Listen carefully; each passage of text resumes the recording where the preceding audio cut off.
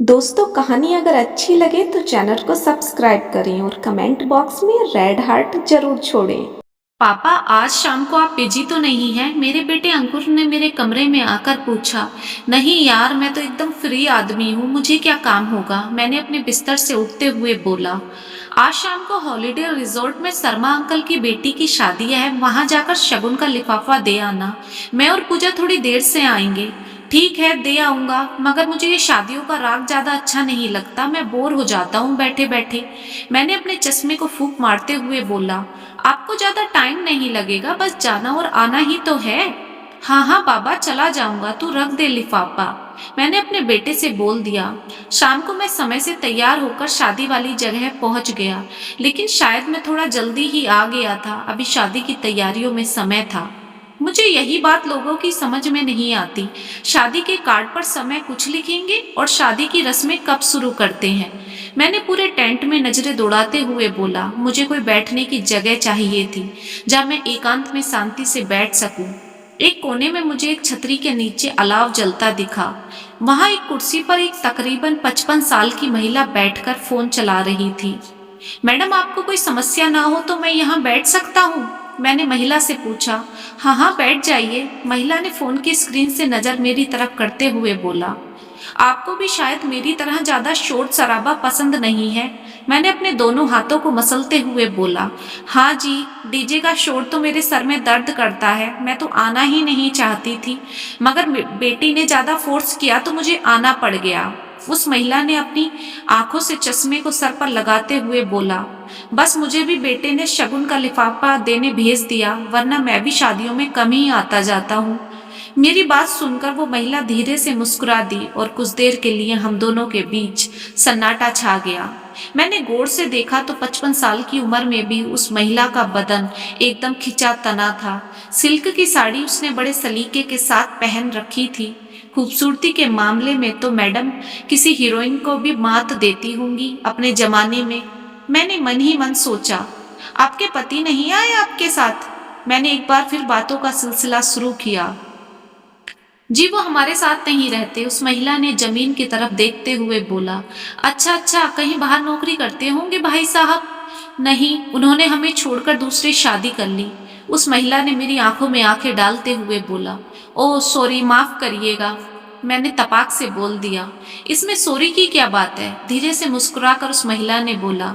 पिछले 10 साल से मैं और मेरी बेटी अकेले ही रहते हैं, आप बताइए भाभी जी क्यों नहीं आई आपके साथ? उस महिला ने मुझसे पूछा। जी, 5 साल पहले सुमित्रा की हार्ट अटैक से मौत हो गई थी। अरे, तो और कौन रहता है आपके साथ? जी, बेटा है, बहू है, एक पोता है। चलिए फिर तो सही है, बुढ़ापे में अकेलापन नहीं होता होगा। देखिए, अकेलापन तो बस आपका जीवन साथी ही भर सकता है, वरना बच्चे तो अपनी जिंदगी में इतने व्यस्त रहते हैं, कहाँ ही माँ बाप के लिए उनके पास वक्त होता है। हाँ, ये बात तो आप बिल्कुल सही कह रहे हैं, बुढ़ापे में जीवन साथी की ही वैल्यू पता लगती है। 2 घंटे तक मैं और वो महिला बातें करते रहे, कब 2 घंटे निकल गए हमें पता ही नहीं चला। तब उस महिला की बेटी ने जाने के लिए आवाज लगाई।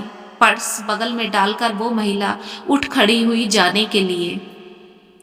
98764 डैश डैश डैश नंबर है मेरा, बाला शर्मा के नाम से सेव कर लीजिए। कभी शादियों में शोर शराबे से परेशान हो तो इस नंबर पर कॉल कर लेना। मुस्कुराकर वह महिला मुझे अपना नंबर देकर चली गई। मैं सारी रात बाला के बारे में सोचता रहा, जाने क्यों वो मेरे दिमाग से उतर ही नहीं रही थी। सुबह 5 बजे मैंने गुड मॉर्निंग का मैसेज बाला को भेज दिया और रिप्लाई आने में भी चंद सेकंड ही लगे। बस फिर तो मुझे हरी झंडी मिल गई। सुबह गुड मॉर्निंग से लेकर गुड नाइट तक मैं जाने कितने मैसेज बाला को कर दिया करता, वो भी मेरे हर मैसेज का रिप्लाई टाइम से कर दिया करती। धीरे धीरे बातों का सिलसिला बढ़ता चला गया और हमारे बीच फोन कॉल शुरू हो गई। किसी नए नए प्रेमी प्रेमिका की तरह मैं और बाला आधी रात तक फोन पर गपशप किया करते। मैं समझ गया था कि आग दोनों तरफ लगी है, इसलिए एक दिन मैंने बाला से अपने प्यार का इजहार कर दिया। बाला को कोई सरप्राइज नहीं हुआ, शायद वो मेरे दिल का हाल पहले से जानती थी, लेकिन उसने कुछ सोचने का टाइम मांगा। एक रोज टीवी पर मैं शशि कपूर का गाना देख रहा था जिसमें शशि कपूर और बाला सिन्हा कश्मीर की वादियों में अपने प्रेम की पींगे बढ़ा रहे थे। जाने क्यों मेरा भी मन बाला को कश्मीर की वादियों में घुमाने का किया, इसलिए मैंने बाला को फोन घुमा दिया।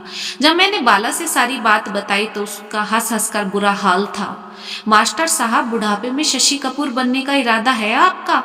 बाला ने मेरी मजाक उठाते हुए बोला। लेकिन जब मैंने गंभीरता से पूछा तो उसने मेरे साथ जाने के लिए हाँ बोल दिया, क्योंकि बाला भी मेरे साथ कुछ समय बिताना चाहती थी जिससे वो हमारे रिश्ते के बारे में कुछ अंतिम निर्णय ले सके। कश्मीर की वादियों में हाथ डाले मेरा और बाला का रिश्ता इतना गहरा हो गया कि एक दिन मंदिर में जाकर हमने 7 फेरे ले लिए और हमेशा हमेशा के लिए एक हो गए। लाल रंग की साड़ी पहने बाला होटल के बिस्तर पर बैठी थी। वो किसी नई नवेली दुल्हन की तरह शर्मा रही थी। मैंने तेजी से जाकर बाला को अपनी बाहों में भर लिया, क्योंकि मैं तो जाने कब से इस घड़ी के लिए बेचैन हो रहा था। अपने अंदर का सारा प्यार मैं बाला पर उड़ेल देना चाहता था। बाला भी किसी प्यासे पंछी की तरह तड़प रही थी, क्योंकि उसको भी सालों से शारीरिक सुख नहीं मिला था। मैंने बिना देर किए ही काम पर लग गया। कुछ मिनटों के आनंद में सफर के बाद मैं और बाला एक दूसरे से लिपट कर सो गए। सुबह बाला के चेहरे की चमक किसी 25 साल की लड़की से भी ज्यादा थी। बाला के भीगे बाल, बड़ी सी बिंदी और मांग भर के सिंदूर उसकी खूबसूरती में 4 चांद लगा रहा था। एक औरत के लिए प्यार की कितनी वैल्यू होती है, ये बाला को देखकर समझ आ रहा था। होटल की बालकनी में बैठे मैं और बाला चाय पी रहे थे, लेकिन बाला की नजर बार बार फोन की स्क्रीन पर ही थी। क्या हुआ बाला, किसी का जरूरी फोन आना है क्या? मैंने बाला से पूछा। हाँ, किट्टू का फोन आने वाला होगा। वो लंदन से मुझे इसी टाइम फोन करती है हमेशा। मैं सोच रही हूँ उसे अपने बारे में इतनी बड़ी बात कैसे बोलूंगी। तभी बाला के फोन पर किट्टू कॉलिंग लिखा हुआ आ रहा था। बाला ने फोन उठाकर कान पर लगाया। उधर से उसकी बेटी ने बातों की झड़ी लगा दी। वो बोलती रही, बाला चुपचाप सुनती रही। किट्टू बेटा, मैंने शादी कर ली। बाला ने किसी तरह हिम्मत करके बोला। सच्ची मम्मी, ये तो बहुत अच्छी बात है। मैं आपके लिए बहुत खुश हूँ। मेरा बाप अगर अपनी जिंदगी अपने तरीके से जी सकता है तो मेरी माँ को भी अपनी जिंदगी जीने का अधिकार है। किट्टू की बात सुनकर बाला की आंखों में आंसू आ गए। उसके सीने से एक बहुत बड़ा बोझ उतर चुका था। अब बारी थी मेरी। मैंने जैसे ही बेटे और बहू से अपनी शादी के बारे में बताया, उनकी तो नाक ही कट गई। उन्होंने मुझे समाज की दुहाई देना शुरू कर दिया। देखो, मुझे ज्यादा ज्ञान देने की जरूरत नहीं है। मैं समाज को बहुत अच्छे से जानता हूँ और मैं तुमसे अपनी शादी के लिए अनुमति नहीं मांग रहा, बल्कि बता रहा हूँ, कहकर मैंने फोन काट दिया। मैं और बाला कश्मीर में ही शिफ्ट हो गए और अपने बुढ़ापे को एंजॉय कर रहे हैं। मेरे पेंशन और फंड के पैसे के लालच में बेटे और बहू ने कुछ ही महीनों में दोबारा मुझसे बात करना शुरू कर दिया।